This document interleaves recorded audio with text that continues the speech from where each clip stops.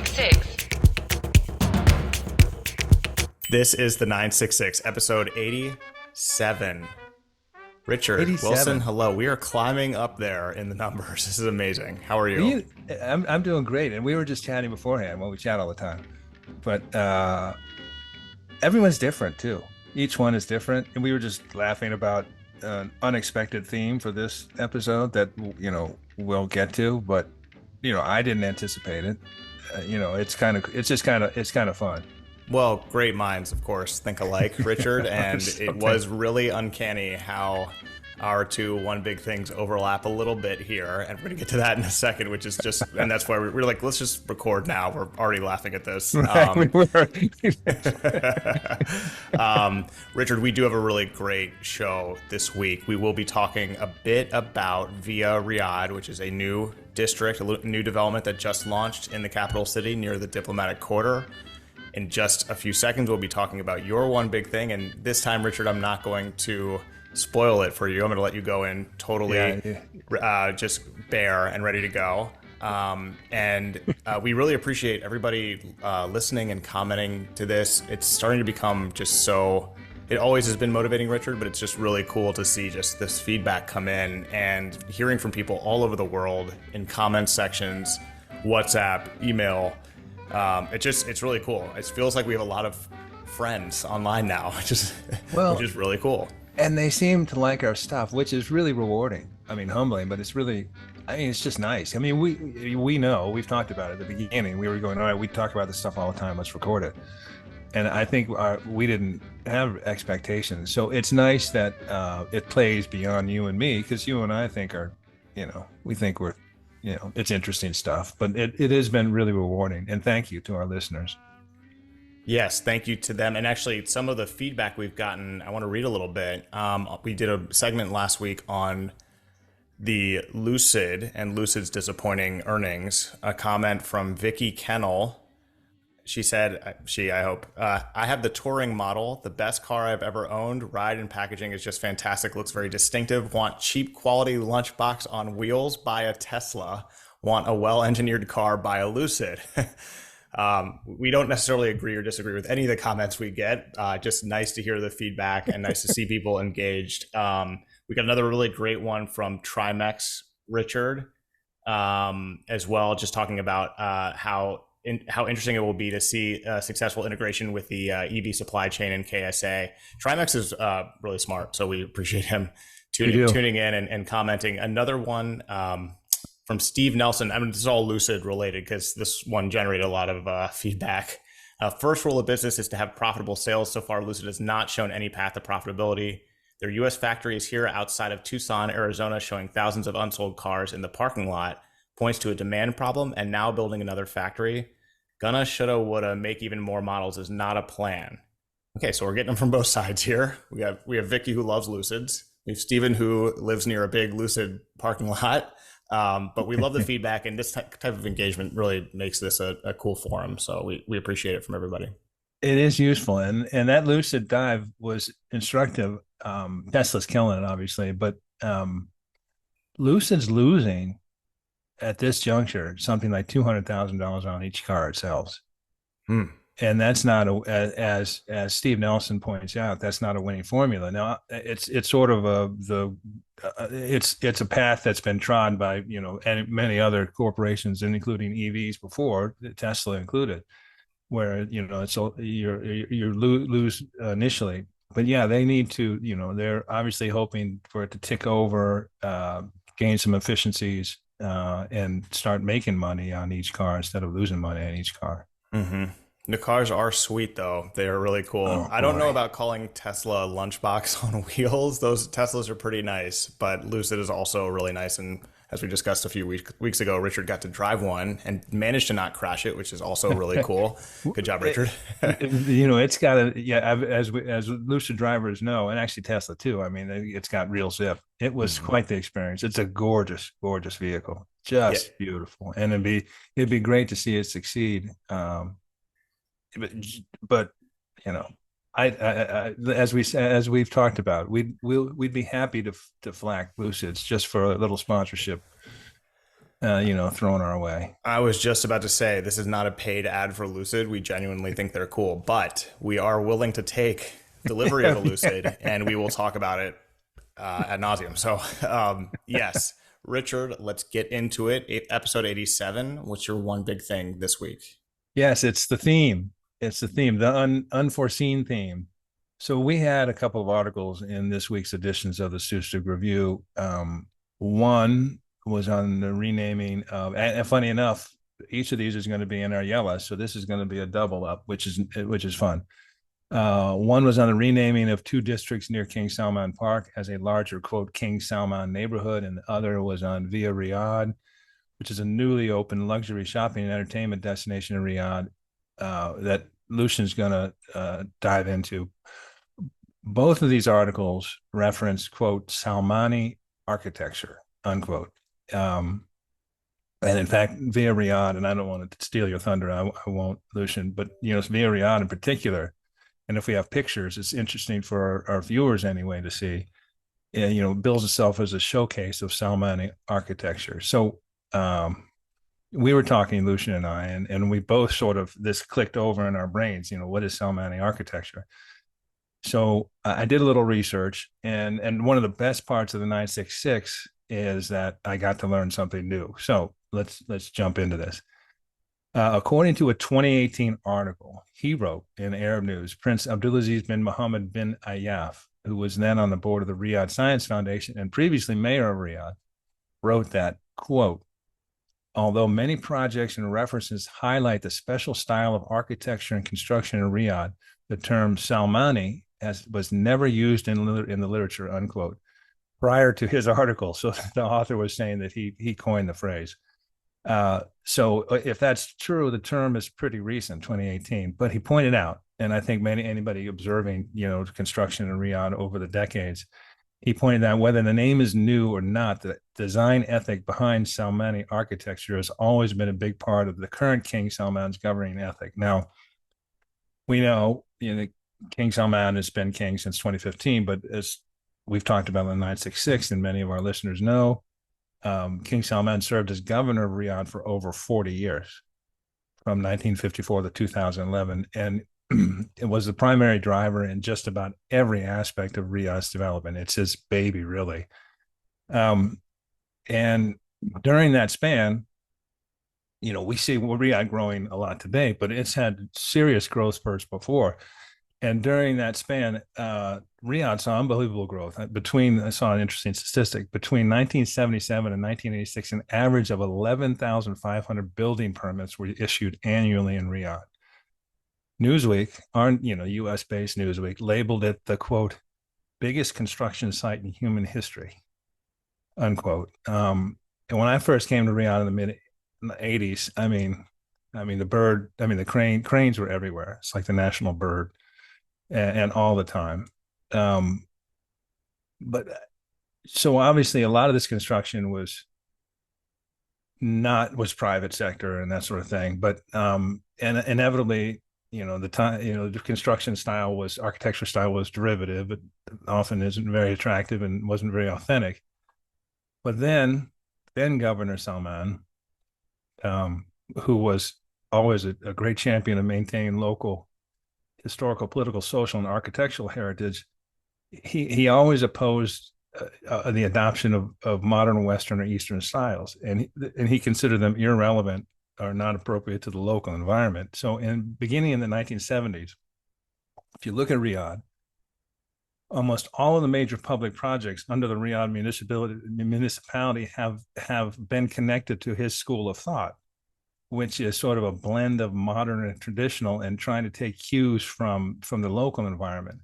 And somebody who lives in Riyadh, or most Saudis could name them. But if you look at these buildings, in 73, the General Organization for Social Insurance, GOSI, was built. SAMA building was built, Saudi Fund for Development. From going into King Khalid International Airport, that was built in 83. It's getting old now, but it has, design elements that aren't necessarily Western. Same thing, Ministry of Foreign Affairs, built in 84. King Saud University, where I worked, built in 84. Diplomatic Quarter, you've seen that. These are all distinctive architectural designs that sort of mix modern and traditional. And so the ethic has been there. And you've heard me sort of rave about it when we've been, moving around Riyadh, Lucien, how much I love the King Fahd National Library, which is a really interesting design that brings in a lot of features. It's beautiful at night. It was built in 1986. So anyway, a quote, Salmani architectural style has existed for some time. But as with so many things, it really took the launch of Vision 2030, which, as we know, Vision 2030 prefers to apply metrics and benchmarks to everything. And part of that was the establishment of what's called the King Salman Charter for Architecture and Urbanism, which was established in 2020. And this is when Salmani architecture really became official policy, even though it was sort of operational policy. And the CEO of that commission, the Architecture and Design Commission, Dr. Sumayya Suleiman says, quote, and I'll read his thing because it infuses a lot of what's going on now. The launch of this charter is a major step in the development of the architecture and design sector in the kingdom. By creating urban environments that reflect our cultural and natural heritage, we are showing pride in our identity, embracing it for future generations. Our aim is to inspire architects and designers to create innovative and unique designs that tell stories of our past, reflect our national identity, and inspire future generations, unquote. The charter, there actually are, there's 6 core values of Salmani architecture. I won't go into them, but they're authenticity, continuity, human centricity, livability, and innovation and sustainability. So anyway, it's interesting to me, and it was an education to me, because these are things that I feel like I've seen for decades. I hadn't really put a name to it. And it's also interesting because I think most non-Saudis are really more familiar with like things like the Kingdom Tower or the CGI renditions of the line, which are very modernistic in a traditional style, you know what I mean? Mirrors and that sort of thing.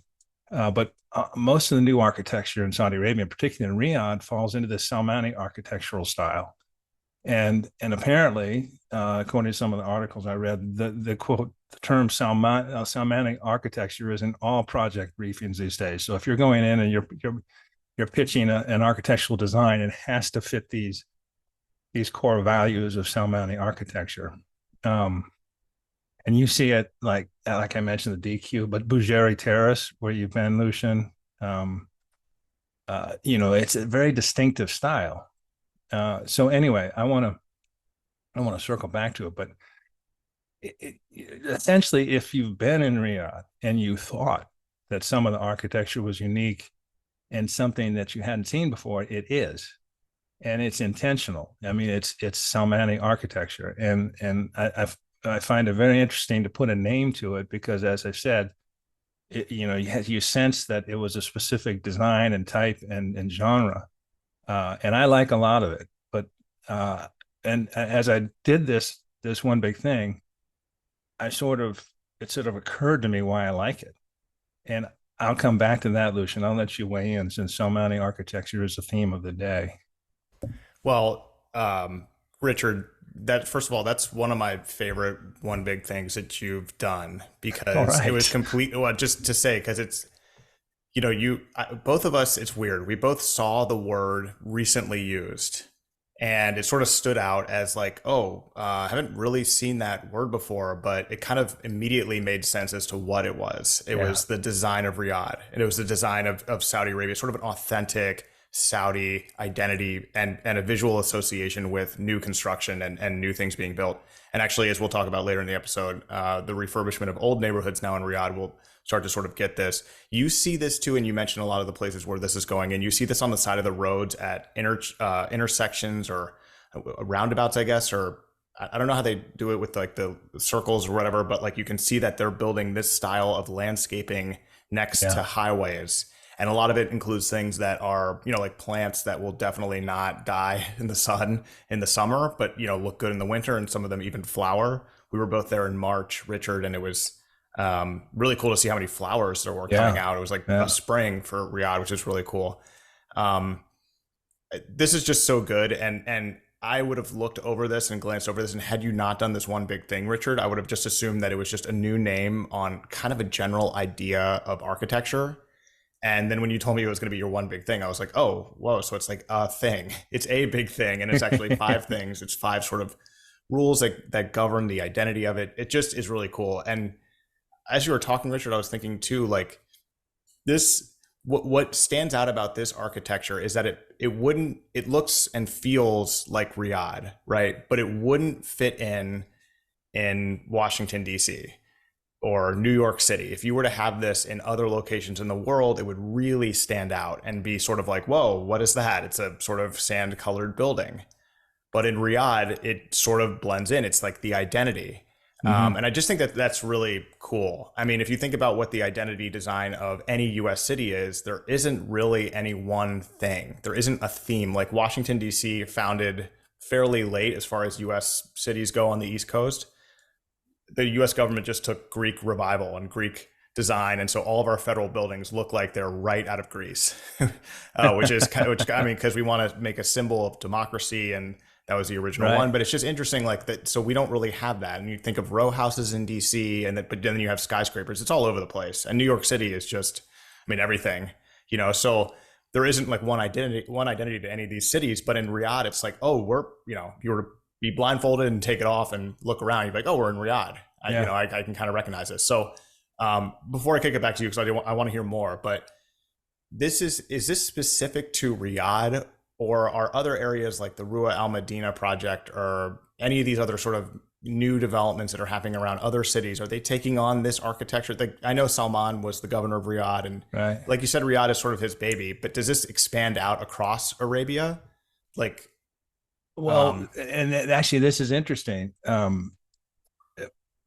think Vision 2030, since it's so comprehensive, yes. I mean, there are like, for example, the Hajj tents, in Jeddah, and a lot of construction in Mecca, Medina, and Jeddah. The clock tower is an unusual thing. We won't talk about that since it's just so large. It's almost even hard to even internalize it. But I think I think because Jeddah is a port city and has been has a style of its own. Um, it'll be really interesting how they do Jeddah Central, which is this $20 billion project redo. They're retaking, they're reclaiming a whole swath of neighborhoods and renovating and updating. It'll be interesting. I might guess that's the Al Salmani style, but I'm sure it'll have Jeddah elements because Jeddah does have a character of its own. I associate mostly with Riyadh. Um, Also because I think it's interesting. It's a lot of the colors that you get in Riyadh in terms of architecture are desert colors. Um, and yeah. and that's and I'm going to throw something at you because as I was going through this, I was going, why do I like this? I think it's really cool. And I think this will speak to you because you usually stay when you go there. You often stay in the King Abdullah Financial District, correct? Yeah.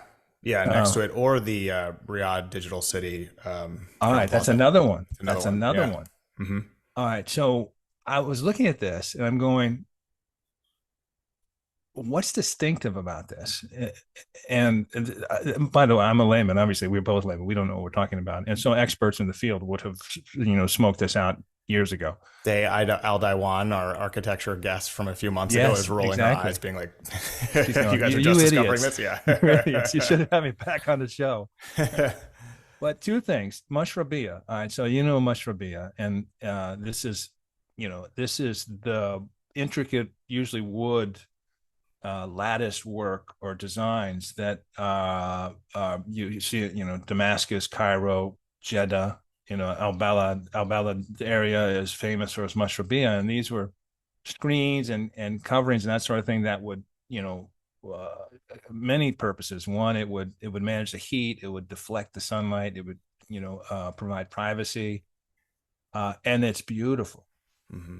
And if you look at you like the KFD, almost every big building in Saudi, especially recently, has some sort of cladding or exterior surface that is a design feature, and to me it's a take on Mashrabiyah to me. So next time you look at the KFD and all those buildings, you'll see there's the main building, but then there's cladding on it that essentially acts like Mashrabiyah. It deflects the sun, but it's a really interesting design feature, and I think that's distinctive to the Salmani um, architecture. And this is just me talking, Mm-hmm. and I like it. The other thing is in Islam, the certainly the religion as it's founded is that the only Allah is capable of depicting humans. So Muslim artists didn't weren't depictions of humans or animals, and they really gravitated to geometric designs and specifically Islamic tiles. And you think about some of the stuff we think is really cool, Capsark. You and I both toured with our good friend Jacob Mum the metro station at KAFD, which is which will open shortly, and Bechtel was head of that consortium. That's all tiles. Mm-hmm.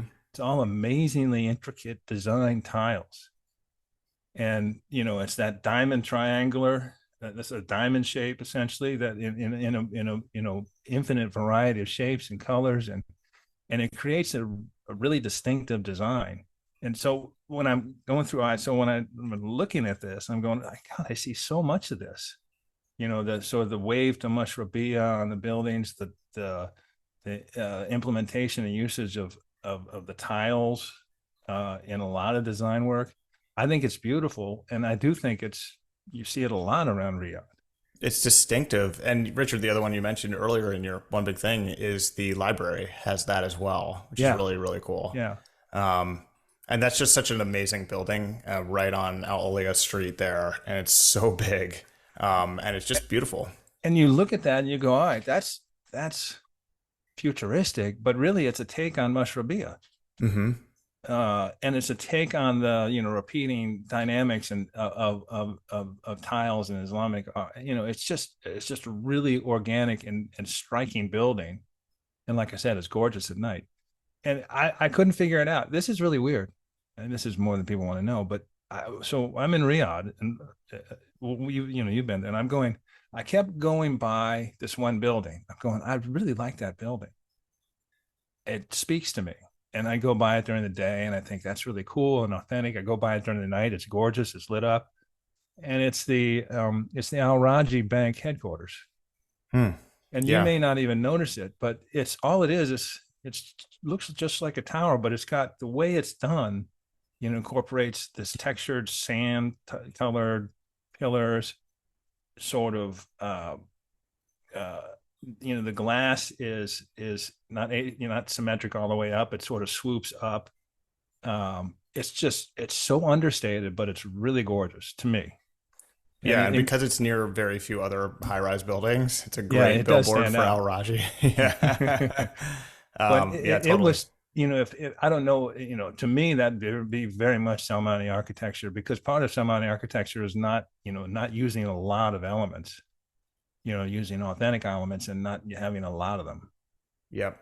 Richard, we should definitely get or attempt to get a Salmani architecture expert on here I because I agree. feel like this is a good tee up to that because I think we're both very interested in this and I think it's something that isn't widely really known or appreciated and I feel like this could be a good platform to get some of that stuff out there because it's beautiful and it's natural, it fits. And I wonder how much overlap there is between some newer developments in the US Southwest.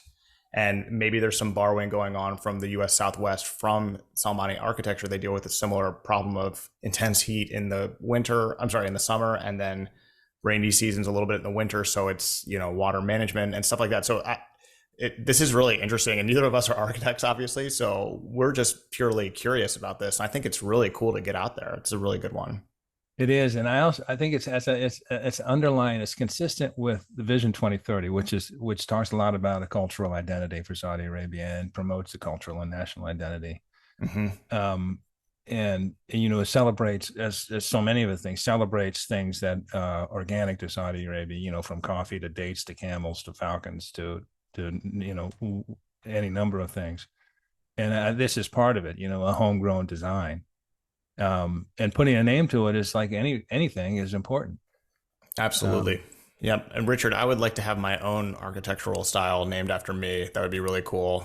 The Ziegler? The Luciani, I guess. I have no idea. I have no idea what it would look like. But if someone was like, "Do you want that?" I'd say yes, and then I'd come up with some sort of plan to be like, "Do this, like white everything, glass." I don't know. I'm just making it up, but it'd be cool. No, it's funny you mentioned it, the Southwest, because, and I lament it, because I was part of this research. I was looking at U.S. design because we are infested in the U.S. with this one design, this sort of Lego-like box design. They call it 5/1.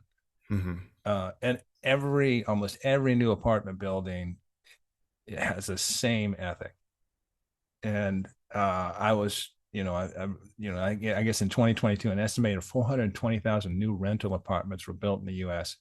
And I'm guessing 419,085 of them were in this design because it's everywhere. Yeah. And people are upset. And builders are saying, well, we have financial constraints, we have regulatory constraints, and but it's called sort of fast casual architecture. And now that you've probably noticed it, but I mean, everywhere you go, it's kind of the same template. Yeah. Anyway, yes, we need. Oh, I'm looking at a picture here of the Al Raji Bank building. I'll send that to you. It's cool. Yeah, I can see it from the RDC. I see it all the time. It is a cool building. There are a couple cool ones that are not, I'm sure, in the Salmani architecture. They probably get no. I mean, like, for example, that twisting tower is really cool. I've never really seen that. I call that the DNA tower. Yeah, the DNA, the Helix Tower. Yeah. That's that's really funny. That's in some of the B-roll, by the way. Our YouTube viewers are treated to each week, so you can see some of these architectural elements will actually be in the normal episodes, but we'll have some special art for our viewers this week. And that digital city where you stay, I mean, it's like a celebration of Mashrabiyah.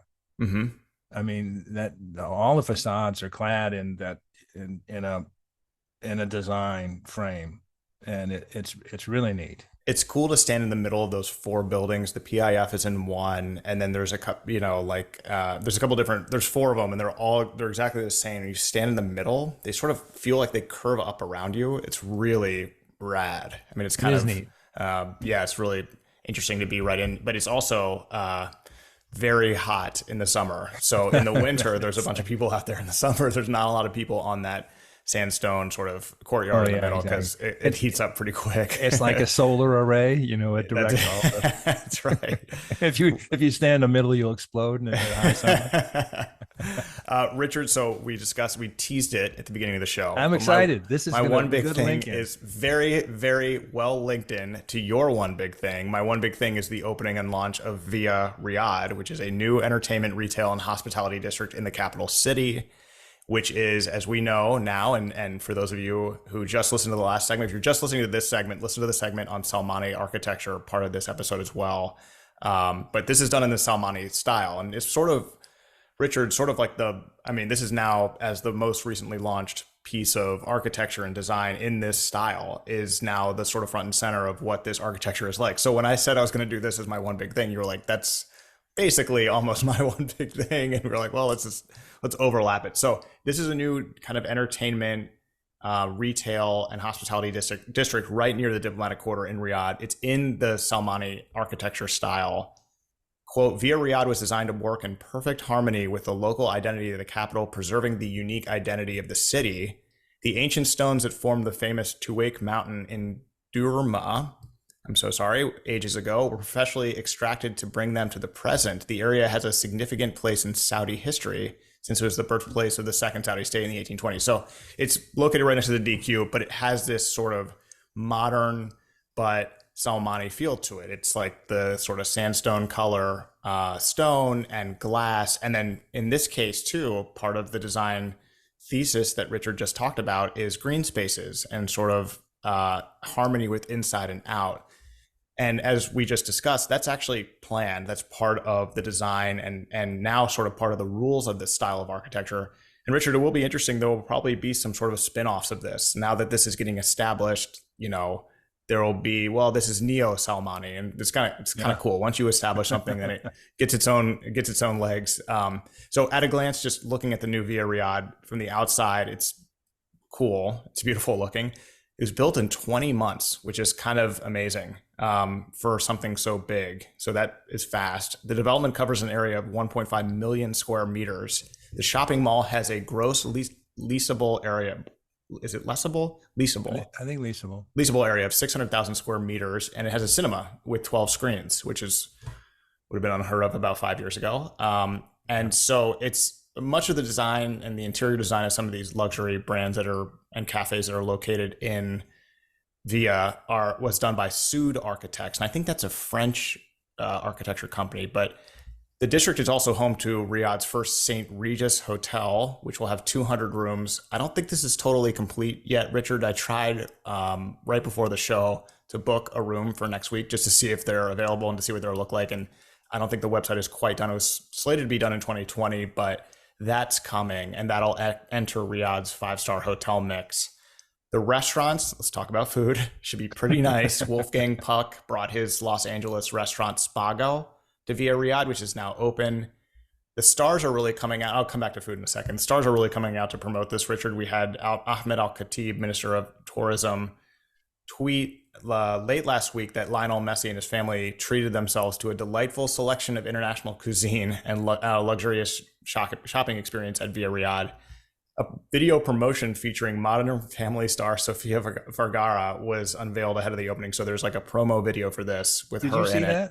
I didn't. I just saw that there was a video. It's really involved. I mean, it's almost like a mini, it's something. They really went all out for that. Sorry, I interrupted. No, that's good. That's good info. I'll have to watch that. She's easy to look at. We've talked a lot about Riyadh as a food town, Richard, coming back to food again. So there'll be Spago from Wolfgang Puck. Then we'll have Gymkhana, an Indian restaurant, Medeo, Italian, Scott's, which is seafood. I mean, all of these restaurants look incredible. Like all of them will slot into the top tier of Riyadh's dining experiences. Then you have Sexy Fish, Richard, which is Asian fusion. Sexy Fish. And then my favorite, and I'm 1,000,000% going to eat there in a week or two if it's open, is Wagyu Mafia, which is a celebration of Wagyu beef. Favorite, and I will be packing an artery there in a few weeks. So yeah, Richard, this isn't a giga project. This isn't some mega development, but this is a meaningful value add to people living in Riyadh and visiting Riyadh. And it's a new tourism destination to those that are in town. So pretty cool. You're right. It came out and, it happened quickly. And you did mention, and you mentioned so many things. There's so many things going on here that it also has an exhibition called Seven, which showcases some of the most valuable and rare classic cars in history.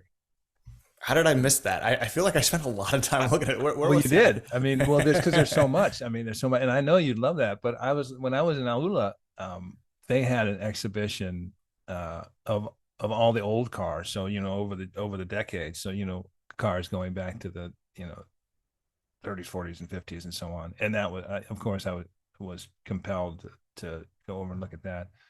But the other thing that I think is interesting about VIA Riyadh, so much of the new stuff, new social stuff, and things that are attractions are up north in Riyadh. And this is not. This is sort of a little east, a little west rather, down towards the DQ, and so it's an outpost. It's a new outpost in that area, which is always great because it's nice to have distribution of your entertainment and dining hotspots. 100%. We will feature some images and some video of this. For those of you watching on YouTube, you'll see it here. And I can't really figure it out, but it's to my left. I think that's right.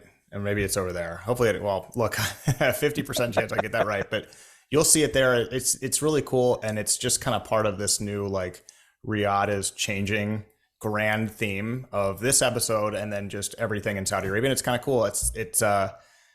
I mean, it makes it easier for families to visit from, with traveling businessmen. I mean, like things like this really add up over time. The other question that I just thought about, Richard, is the new Mukaab, is that Salmani? That's Salmani, right? It's got that whole Mashrabiyah effect. I mean, yeah, the whole thing has the facade and that sort of thing. I'm guessing in terms of color palette and materials used, it will be. mm-hmm. But it's hard to know. And we have to remember that New Maraba is a huge residential and retail area outside of the Mukaab. So I'm sure all of that will have the green spaces and the rock and that sort of thing. So it'll be interesting to see how that comes along. And like you said, just to reiterate on your one big thing, the theme of the episode is Salmani architecture. So when you look at the images that Lucien will put into the video side of this, that's supposed to be representative of a lot of Salmani architecture. It's edifying doing this, Richard, with you, because I just feel like, I mean, we would kind of do it anyway, but then you get sort of this prompt that forces you into rabbit holes you may not have gone down. And this was a really good one. And it was cool that we had some overlap. And actually, let's get to Yallah, because we're going to keep the theme going, Richard. Themes. Saudi in a minute. Yallah. We're transitioning. We're like flipping. We are. We're getting good at this. We should get some syndication deals going. We should. We've got our warm up now. We've got our 87 episode warm up. We're ready for the prime time. We should get paid outrageous amounts to do this silliness. Mm-hmm. That's what I think. We should. We'll take as our down payment a Lucid, yes. And then that will get us. I mean, it's not a lunchbox on wheels. It's not that. All right, Yallah number one. Saudi Crown Prince Mohammed bin Salman has merged two Riyadh districts and renamed them after his father in a tribute to his leadership of more than 5 decades. Al-Waha and Salahuddin districts, which are located in the heart of the capital, close to King Salman Park, will now be known, along with King Salman Park, as this is all being known as the King Salman neighborhood, according to the Saudi press agency. The areas will be redeveloped and equipped with proper infrastructure and recreational amenities in a manner designed to allow them to keep pace with the growth of the city. Spanning an area of 6.6 square kilometers, the combined district will feature Salmani architecture. There it is, Salmani architecture. Yeah, Richard, this is cool because, and it was in the second to last sentence you read, it's not just that they're taking this area and like, this is King Salman district now, enjoy the new name. It's like, no, this is the district, and we're gonna this is a new area, and we're gonna actually kind of update it in that Salmani architecture. And some of these, they're gonna do some neighborhood refurbishment, which is really cool. Yeah, I mean, it's sort of hard for us in this moment to really describe or characterize how much King Salman has left his imprint and his like heart and soul into Riyadh. As we discussed earlier in this episode, he was governor of Riyadh for the longest time, and so he has a very close affinity. I mean, it is his home, and so it's going to take decades for that to be really appreciated and understood, because I mean, it's undeniable what is happening in Riyadh, and especially since he took over as king in 2016. Was it 2016 or 2015? 2015. Yeah. So, I mean, Riyadh is just absolutely transformed since then. And so this is cool. I mean, this is him leaving his mark and his name on this city. It's actually really cool. And it was his son, Crown Prince Mohammed bin Salman, who did it. But it just, yeah, I mean, this is appropriate. It's sort of like he's done so much for that city. So it's just really cool to see. This makes me very happy because you will recall this. Nobody else will because we didn't have any listeners at the time. One of my very first riffs on the 966 was the seminal role, the pivotal role, the sort of, you know, unavoidably important role that King Salman has played in Saudi history. And um, you may recall that I talked about how this was a guy who grew up governing within a certain paradigm and with certain structures and blew them all up because he thought it was needed for the good the good of the country. And it was a brave move. It was something that he has he thought about for years. And interestingly enough, so much of what he did as king was based on his experiences as governor of Riyadh for 40 plus years. So he took all that expertise and experience and is a bright, thoughtful person. And he's the one.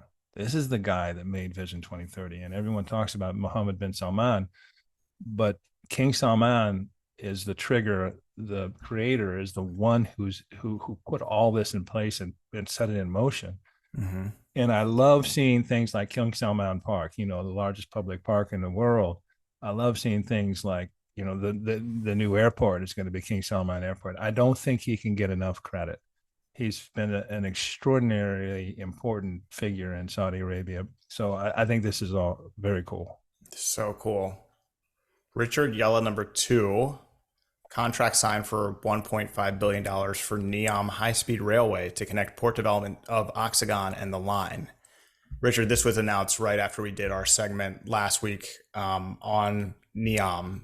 And I just sort of wanted to include this because it makes sense to add. This is actually a huge deal. Milan, Italy-based WeBuild and its joint venture partner, Shib Al Jazeera Contracting Company, Sajco, have signed a contract worth $1.5 billion to design and build 57 kilometers, which is 35.4 miles, of a high-speed railway in NEOM along the North Red Sea coast of Saudi Arabia, which will connect Oxagon and the line, according to reports.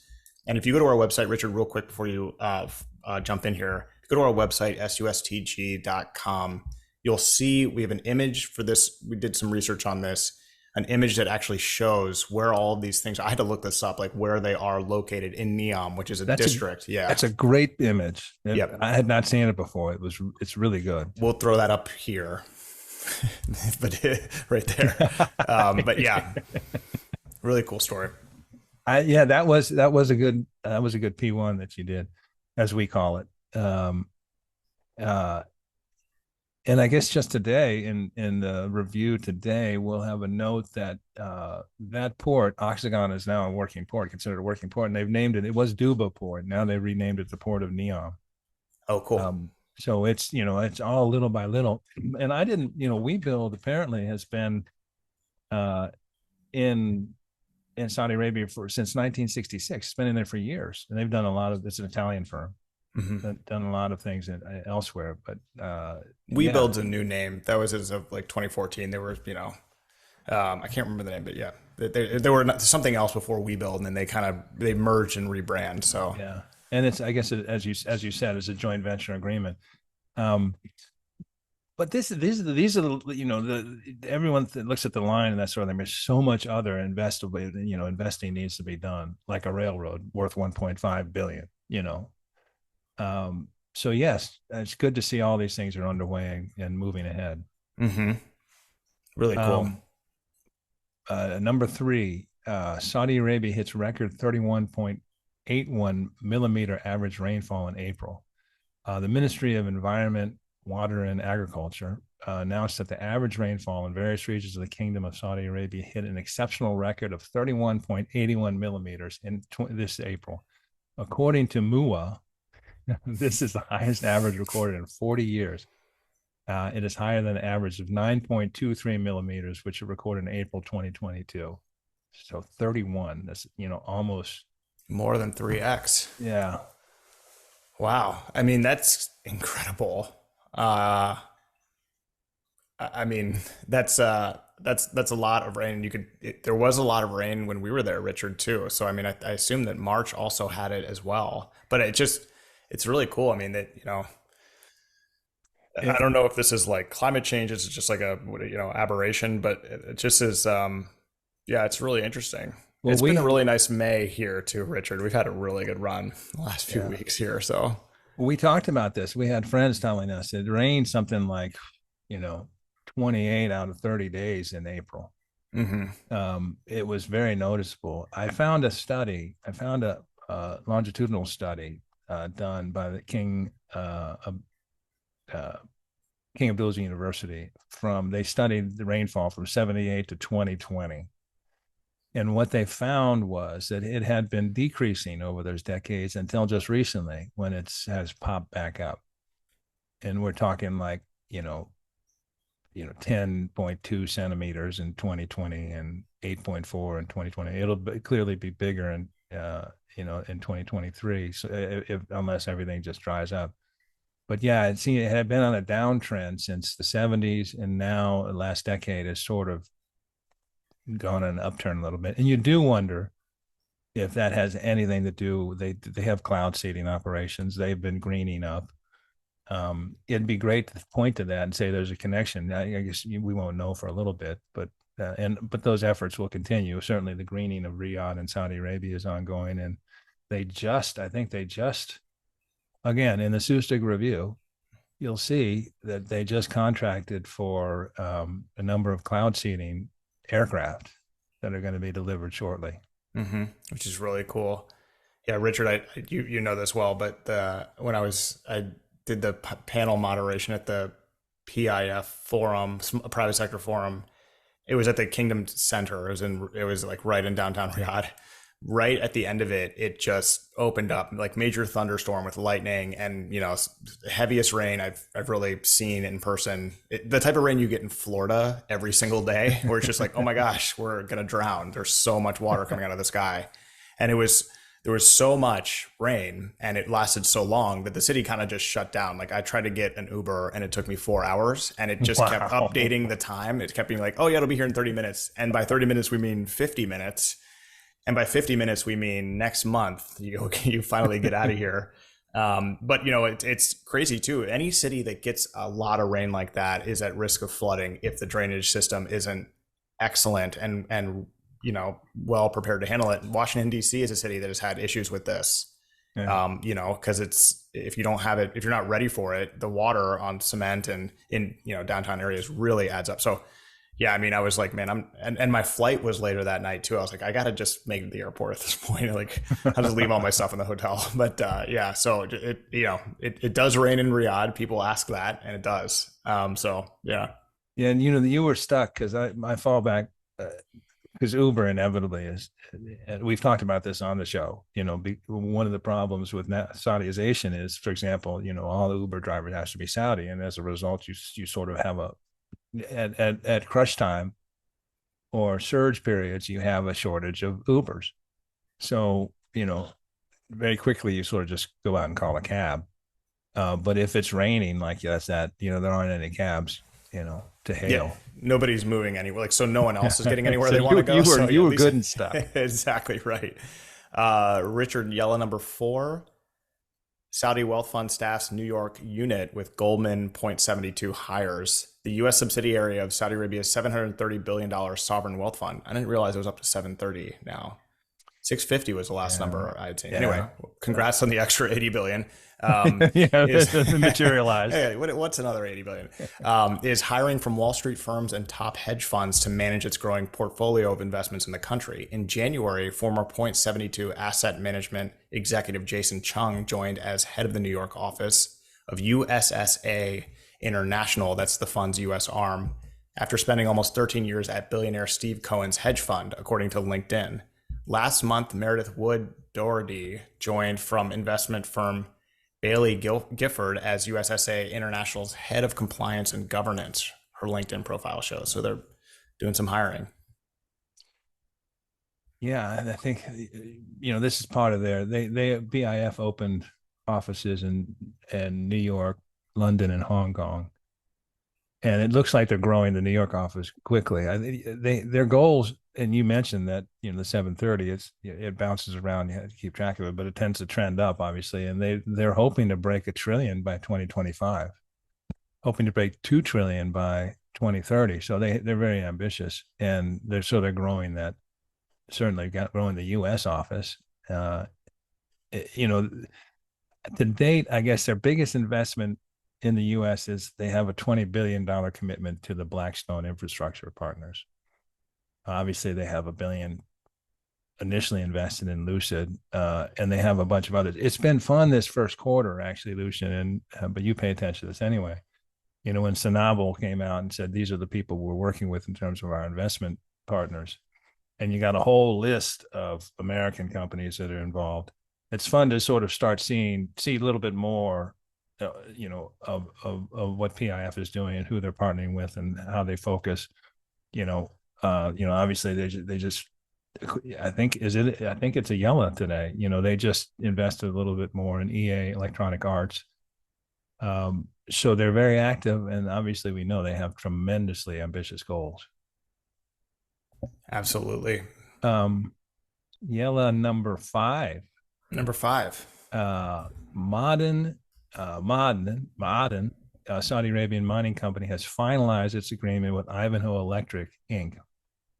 to purchase 9.9 shares in the company and form a 50-50 joint venture to undertake one of the largest exploration programs ever conducted. The deal will provide Ma'aden, through the JV, with access to Ivanhoe Electric's breakthrough Typhoon geophysical survey technology, which will accelerate the exploration of Saudi Arabia's lands, estimated to hold US 1.3 trillion of untapped minerals. Just a lot more activity, Richard, in the mining and mineral sector for Saudi Arabia. Their commitment to really exploring and expanding where they're mining from and who is allowed to mine. And we talked about this on a previous episode, the Hanagia mine. Yes. You got to say it. To use it again. Hanagia. And just like having this sector open up as a way to diversify the economy, because it is non-oil and there are a lot of resources in Saudi Arabia. And there's a lot of this is about exploration and finding out what is there and what might be extracted. So this is just more, this is an update of a theme we've kept going here, Richard, on mining and minerals sector is one of the fastest growing in Saudi Arabia. Well, this brings together a number of threads. I think it's a smart investment. I'm sure other people do it, but it's very Vision 2030-ish. And I say that because, all right, mining, we know. Mining is a sector that they really want to develop. It's a key industrial area that they see as a huge profit opportunity, even though they're making money off it anyway. I mean, like they often talk about as a third leg between, oil, petrochemicals, and mining. So here's Ivanhoe Electric, which has, key technology. And so they're going to give you, so the JV is, all right, here's $120 plus million. 66 of that, or 66 of that is going to be committed to coming to the Saudi and using this technology to explore something like close to 50 square kilometers of land, basically an area larger than Denmark, to see what our potential is for copper, nickel, gold, silver, and all sorts of strategic mineral discoveries. So it's a smart move. We're making an investment in a company that it's a good investment in and of itself, standalone. But now we're going to take that technology and you're going to come over here and help us develop this sector. It's a lot of tie-ins, and it's a smart play. I love it. Richard, Yallah number 6. Yes, you're right. More PIF. Saudi Arabia's PIF is pumping more money into the gaming industry and has increased its stake in the American gaming company Electronic Arts by 55%. The PIF held 16.1 million shares in the FIFA and Madden NFL game publisher before Q4 2022, but after Q1 2023, it held 24.81 million shares, according to financial research publisher Seeking Alpha. Saudi Arabia has already made investments in Activision Blizzard and Take-Two Interactive from the United States. So our listeners will be delighted to learn. They know that, anybody listens know that these things move around, the Yallahs move around. And this last one was a late addition. And people will be delighted to know, some people will be delighted to know, in particular, a very good friend of ours, that it bumped Yallah on the PGA Tour and Live Golf. So maybe we'll do that next week. All you had to do is say golf, Richard. That's all you had to do. Now we're good. Especially, we've got a big match this weekend with the PGA. To see if if we can cause stir the pot a little bit if a live golfer wins a U.S. major. But anyway, I digress. But yes, the EA Sports. Saudi. This is an area, obviously, that Saudi Arabia's made a big commitment to, and supposedly have set up to commit $38 billion to the gaming industry, and with the intent of not only investing in a profitable sector, but also developing a homegrown gaming industry. So this is interesting to see that they're absolutely committing to this bet. Yeah, that's like one of their bigger sectors now as part of the PIF portfolio is gaming, the future of e-gaming. And there's a lot of reasons behind that, including that Saudis like to game as well. And it's not just these investments, Richard. They've held many conferences and like game offs or tournaments and stuff for gaming and e-gaming. So it's a sector that they've identified as significant in the next few decades and growing. So it's strategic, but yeah, they keep, and I guess Nintendo as well. There's some others from Japan. So yeah, very cool. Richard, this was a good, tight episode. Well done, with a nice consistent theme too. You love that. I love that. That was entirely accidental. Let's claim it. Let's say it was planned. But we worked all week to make sure it synced up perfectly. we map out the themes, what 8 months in advance? Yeah, at least. And then it goes to a committee of weekly show. Yeah, exactly. Yeah, I'm glad this one made it through the censors. But that was fun, and like you say, and we both agree, it was an educational one, and which is, if nobody else benefits, we did. I'm smarter today than I was when we first, we started prepping for this episode. Mm-hmm. And everyone keep the comments coming. We love seeing them. I mean, it's really cool. And it's just great to see the feedback and the conversation. That's really what we're trying to do here, is just talk. And we'd like to invite input. And if anybody listening hears our segments on Salmani Architecture and Richard's One Big Thing and knows of a particular expert in this subject, please let us know and refer them to us. And we would like to speak with them. I think it'd be cool. It would be cool. I'm going to reach out to the commission that is responsible for this. It's under the Ministry of Culture, and it's interesting. The best article I read on it is by a woman now who's in the public works department for the city of Chicago. I guess this was something she was doing at the time. But anyway, yeah, we would love to get it. And there's so many other things. We want to get someone from the Heritage Commission. Oh yeah, if you hear us, you have suggestions, please share them. And better yet, if you have contacts, please let us know. Yeah, let us know. Absolutely, it'd be awesome. Richard, thank you very much. See you next week, man. Nicely done. Nicely done.